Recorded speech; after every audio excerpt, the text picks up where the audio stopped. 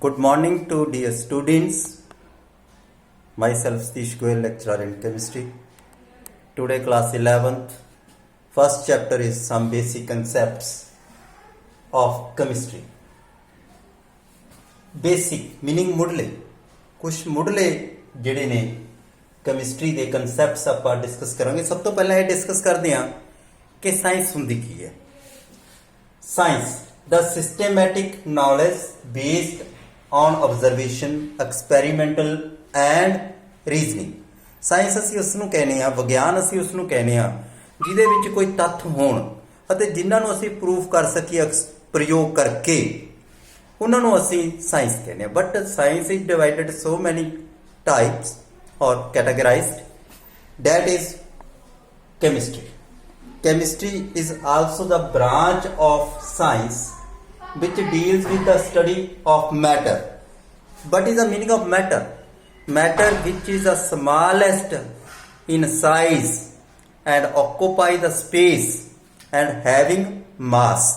ਜਿਸ ਦਾ ਪੁੰਜ ਹੁੰਦਾ ਹੈ ਬੱਚਿਓ, ਜਿਸ ਦਾ ਪੁੰਜ ਹੁੰਦਾ ਹੈ ਅਤੇ ਜਿਸ ਦੇ ਵਿੱਚ ਥਾਂ ਘੇਰੀ ਜਾਂਦੀ ਹੈ, ਅਸੀਂ ਉਸ ਨੂੰ ਮੈਟਰ ਕਹਿੰਦੇ ਆ, ਅਸੀਂ ਉਸ ਨੂੰ ਪਦਾਰਥ ਕਹਿੰਦੇ ਆ। ਤਾਂ ਪਦਾਰਥ ਜਿਹੜਾ ਮੈਟਰ ਹੈ ਉਹ it may be solid, it may be liquid, it may be gaseous. ਤਾਂ it is a branch of science which deals with the study of matter, its physical and chemical properties. Physical and chemical, what is the meaning of physical and chemical? Physical meaning ਭੌਤਿਕ, ਜਿਹੜੇ ਸਾਨੂੰ ਸਾਹਮਣੇ ਨਜ਼ਰ ਆ ਰਹੀਆਂ ਨੇ। Chemical meaning, it changes with the help of temperature, pressure and other environmental factor.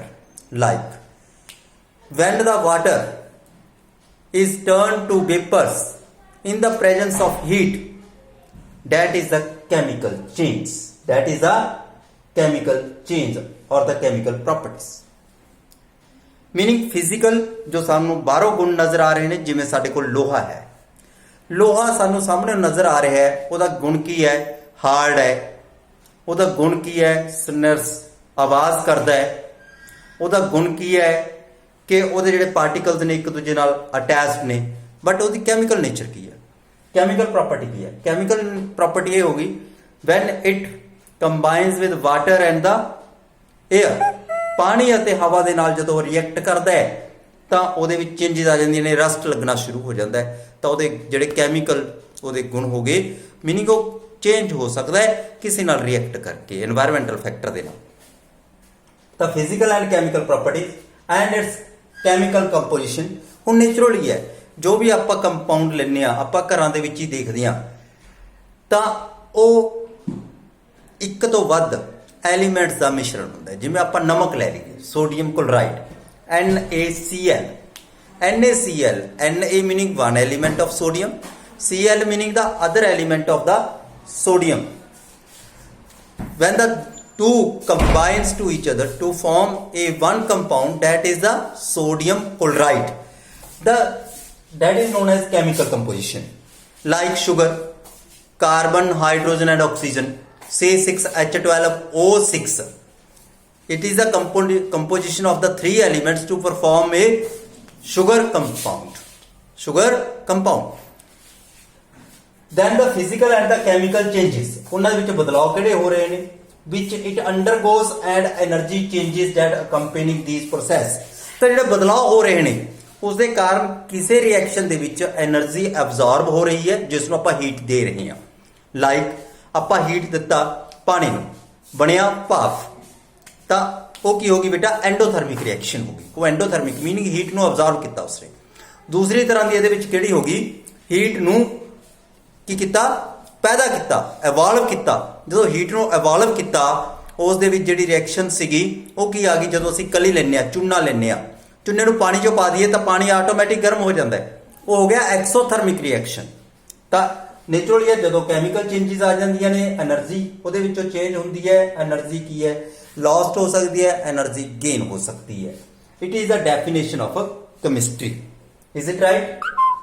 Now chemistry बेटा अगे नेचुरली है, ਇਹਦੀਆਂ ਵੀ ਅੱਗੇ ਬ੍ਰਾਂਚਿਸ ਹੋਣਗੀਆਂ। ਸੋ ਮੈਨੀ ਬ੍ਰਾਂਚਿਸ ਨੇ, ਇਹਦੀਆਂ ਕਾਫੀ ਨੇ, ਬਟ ਅਸੀਂ ਜਿਹੜੀਆਂ ਮੇਨਲੀ 4 ਬ੍ਰਾਂਚਿਸ ਆਪਾਂ ਡਿਸਕਸ ਕਰਾਂਗੇ ਉਹ ਚਾਰ ਬ੍ਰਾਂਚਿਸ ਕਿਹੜੀਆਂ ਨੇ ਆਰਗੈਨਿਕ ਕੈਮਿਸਟਰੀ ਹੈ। ਆਰਗੈਨਿਕ ਕੈਮਿਸਟਰੀ ਅਸੀਂ ਕਿਹਨੂੰ ਕਹਿ ਦਿੱਤਾ composition of carbon and hydrogen atoms. Carbon and hydrogen atom mostly ਅਸੀਂ ਕਾਰਬਨ ਤੇ ਕਹਿ ਦਿੰਦੇ ਹਾਂ carbon compounds of carbon and hydrogen. Like ਬੇਟਾ ਜਿਵੇਂ ਅਸੀਂ ਕਹਿ ਦਈਏ ਕਿ CH4 ਮੀਥੇਨ ਗੈਸ, ਜਦੋਂ ਇਸ ਨੂੰ ਬਾਲਣ ਕਰਦੇ ਆ ਤਾਂ ਇਸ ਦਾ ਰੈਜ਼ੀਡਿਊ ਕੁਛ ਨਾ ਬਚੇ। ਜਿਸ ਦਾ ਰੈਜ਼ੀਡਿਊ ਵੀ ਕੁਛ ਨਾ ਬਚੇ ਉਹ ਕੀ ਨੇ ਆਰਗੈਨਿਕ ਕੈਮਿਸਟਰੀ। ਜਿਵੇਂ ਅਸੀਂ ਕਹਿ ਦਿੱਤਾ ਕਿ ਸਾਡੇ ਕੋਲ ਗਲੂਕੋਜ਼ ਹੈ, ਗਲੂਕੋਜ਼ ਨੂੰ ਜੇ ਅਸੀਂ ਜਲਾ ਦਈਏ ਉਹਦਾ ਵੀ ਰੈਜ਼ੀਡਿਊ ਕੁਛ ਨਹੀਂ ਬਚੇਗਾ, ਸਾਰਾ ਕੁਝ ਬ੍ਰੇਕ ਡਾਊਨ ਹੋ ਜਾਏਗਾ।